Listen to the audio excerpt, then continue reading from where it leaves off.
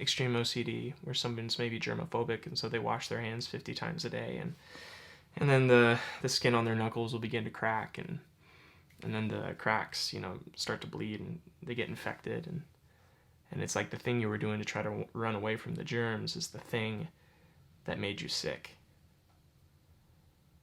And for me, it was the things I was doing to try to feel included, to try to earn people's love, were the things that were causing people to be a little wary of me. Hey, happy Friday. Thanks for tuning in today. Hello? Oh, my cat's here. This is Jack. This is Jack the cat. I call him Jack or Pot, like Jackpot, or Flapjack. I have lots of little nicknames. He's going to be joining us for Friday weekly reflections this week. Actually, you know what? He doesn't seem like he wants to, so I'll probably let him go. I've been reflecting a lot about childhood dreams this week and their correlation to present-day motivations. And so I wanted to kind of reflect with you a little bit about the connection between those two. And specifically, there's a line of thought that I find that pretty commonly I use in therapy sessions with people and has been really just personally enriching for myself. And I thought I'd kind of walk you through what that's like, and maybe that's helpful for you too. It's common that when people are having career trouble, like they don't like their job, they don't like where they're working, that they don't know what they'd rather be doing. And so you'll ask them, like, okay, you don't like your job now. What if you could just pick, what would you be doing right now? And they're like, I have no idea. And so, I'll ask them a question like, I don't know, what did you want to be as a kid? And let's say it's a guy in this instance who wanted to be an NBA player. And, but then he immediately explains, I was never any good at basketball, and honestly, I'm not tall enough, and of course, and there was no chance of me even, making varsity team in high school, much less playing in the NBA. And I was like, that's interesting. It's hard to hold a childhood dream in mind, isn't it? Without immediately running to the reasons why it's silly, or the reasons it's unreasonable, or running to self-criticism. And he might look at me a little strange, be like, well, but it's true. And I'm like, yeah, maybe, but I wonder what it would look like to set the criticisms on the shelf for a minute and just really reflect on that childhood dream. I go, okay. And I'm like, well, why did you want to be an NBA player? And he's like, well, it was just so exciting. Like, I grew up watching maybe like Michael Jordan and the Bulls, and I grew up watching LeBron James, and I just saw these incredible guys with these the way they could slam dunk and just fly through the air, the way that they, the passes and the steals, and it just the whole rhythm of the game, the charisma in the stadium. It was just so exciting. And then maybe they'll talk about that, and then they'll say, yeah, but I just knew that was never going to be me. I just knew that I didn't have that. And I'll pause and be like, whoa, there's that self-criticism again. Yeah. Hard to reflect on how exciting that childhood dream is without that self-criticism coming in. I wonder if we could just put that on the shelf for a moment. Not that it's not important, just I wonder if we could just hold for a moment that dream in it for its own right. And then they'll be like, okay. And I'll be like, tell me more about why basketball was important to you as a kid.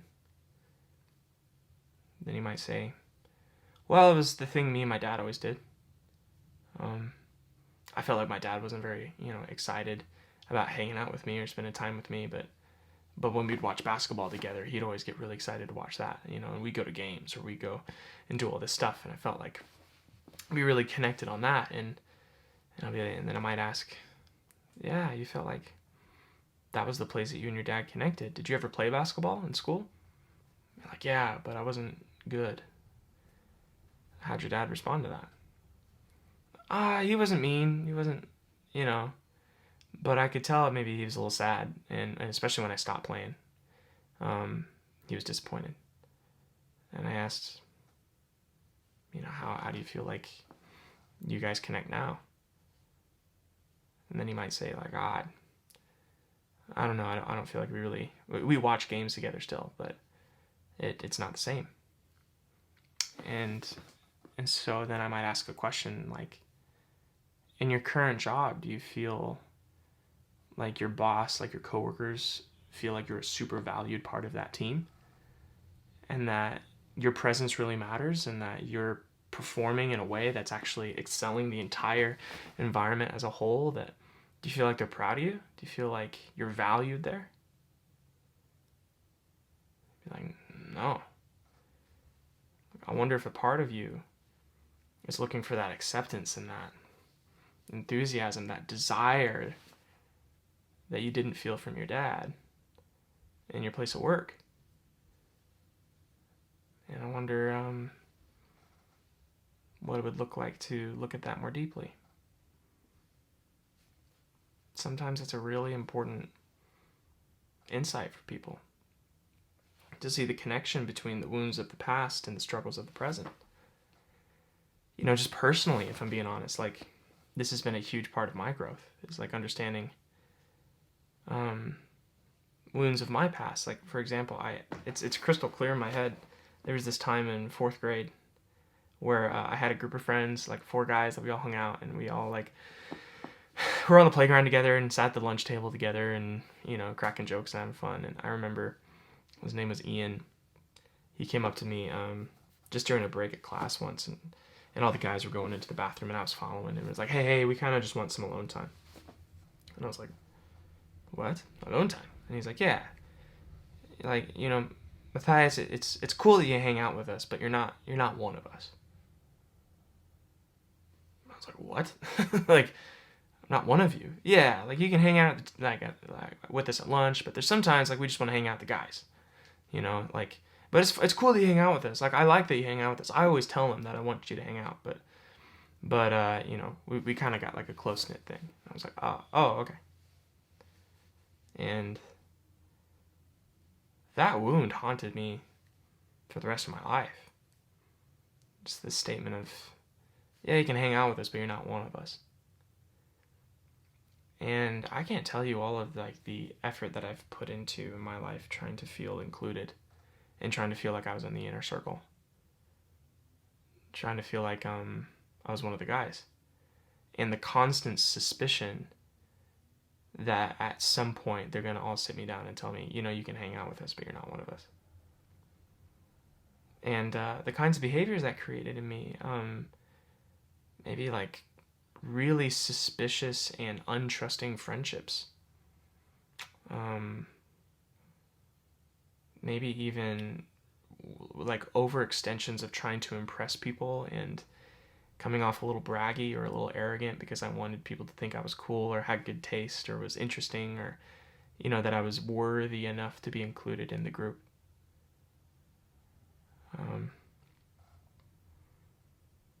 It was an event that cascaded all the way through middle school, high school, college, and even as an adult is something that when I look at a lot of the areas of my life where I feel the most lonely, there's always that haunting voice in my head that just says, you know, you're here, they're hanging out with you, but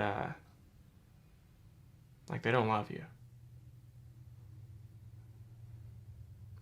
They don't you're not one of them.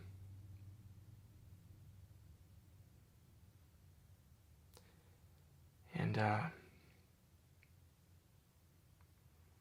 being able to hold that pain and that discouragement, that childhood wound in hand without criticizing it, without saying, Matthias, you're silly for thinking that way, like, you know, or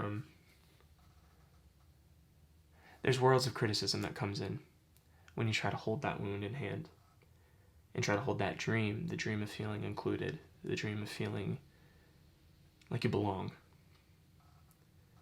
the dream of feeling like you're essential and that you matter. But it's when we can hold not just the dream, but also the pain too, that we can look at kind of what we're doing, look at our surroundings, look at our friendships, and be able to act in a way that brings about flourishing and that doesn't recreate the rejection or the loneliness or, you know, the thing that you've been avoiding. because we do. You know, it's most obvious maybe in cases of like extreme OCD, where someone's maybe germophobic, and so they wash their hands 50 times a day, and then the skin on their knuckles will begin to crack, and then the cracks, you know, start to bleed, and they get infected, and it's like the thing you were doing to try to run away from the germs is the thing that made you sick. And for me, it was the things I was doing to try to feel included, to try to earn people's love, were the things that were causing people to be a little wary of me. Things you're doing in your job, you know, that dynamic can be applied to all sorts of contexts. So I hope that was helpful. I hope that was thought-provoking. The idea of being able to hold the childhood wound in hand without criticizing it or trying to change it. The ability of holding that dream and that wish without disqualifying it and trying to understand, where is that rooted? Where is that dream rooted? How am I responding in light of those wounds in the present day? And maybe if I can hold both of those things in hand without trying to change them, there's some insights there that will press me farther into the things that matter to me, and creating a world where there's flourishing, not just for myself, but other people around me. So that's my Friday reflection.